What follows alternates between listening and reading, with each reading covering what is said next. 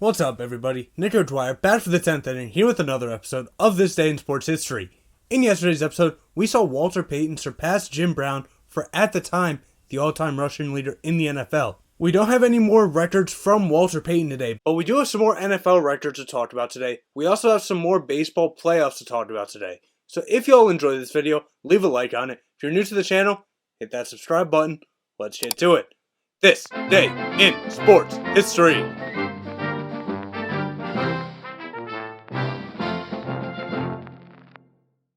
And we will start off today in 1888 in golf on the men's side at the British Open. Jack Burns would win his only British Open and only major, one stroke ahead of runners-up Ben Sayers and David Anderson Jr. That leads us into 1915 in Major League Baseball, where the Philadelphia Phillies would win their first and only World Series game before 1980, beating the Red Sox 3-1. Staying in Major League Baseball in 1922, the New York Giants would defeat the New York Yankees 5-3 to complete the sweep 4-0 in 5 games. That was the year there was a tie. And this would be their third of 6 World Series titles. Stick with the Yankees in 1927. This time they would do the sweeping, though, of the Pirates to win their second of 27 titles. 2 years later, we remain in the World Series, and in Game 1 of the 1929 World Series of the Philadelphia Athletics against the Cubs, Athletics pitcher Howard Emke would set a World Series record at the time, striking out 13 Cubs in a 3-1 victory. And this record lasted for 34 years.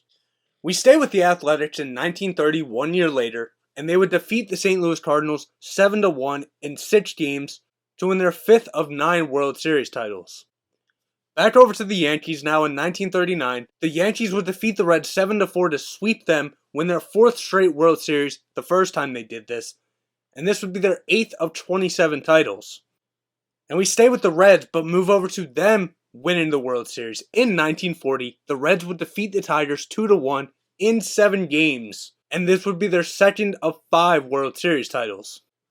Move up to 1956 now, and we have maybe one of the most impressive records in all of Major League Baseball history in the postseason. New York Yankees pitcher Don Larsen would throw the only perfect game in postseason history as the Yankees defeated the Dodgers 2-0 in Game 5.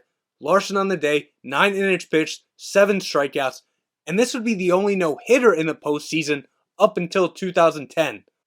Now we take a break off of baseball for a little bit, go to 1961, and in F1, Phil Hill would not participate in the US Grand Prix because he had already clinched the championship, and this would be his only F1 World Drivers' Championship. Stay in the world of F1, and in 1972, Emerson Fittipaldi would become the first Brazilian to win the F1 World Drivers' Championship, and this would be his first of 2 titles.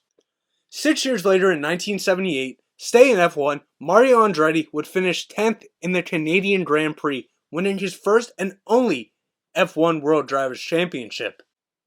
Take a little detour back over to baseball in 1995, and Edgar Martinez would drive home the tying and winning run to rally the Mariners to a 6-5 victory in the bottom of the 11th to defeat the Yankees and move on to the AL Championship Series.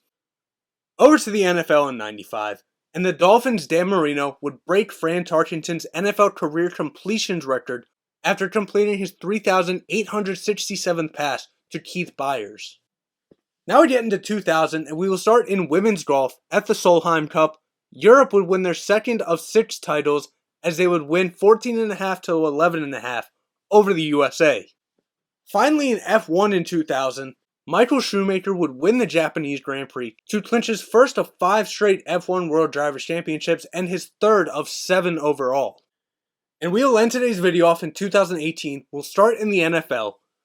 And New Orleans Saints quarterback Drew Brees would become the NFL's all-time leading passer, surpassing Peyton Manning, and he only needed 201 yards in the game against the Redskins.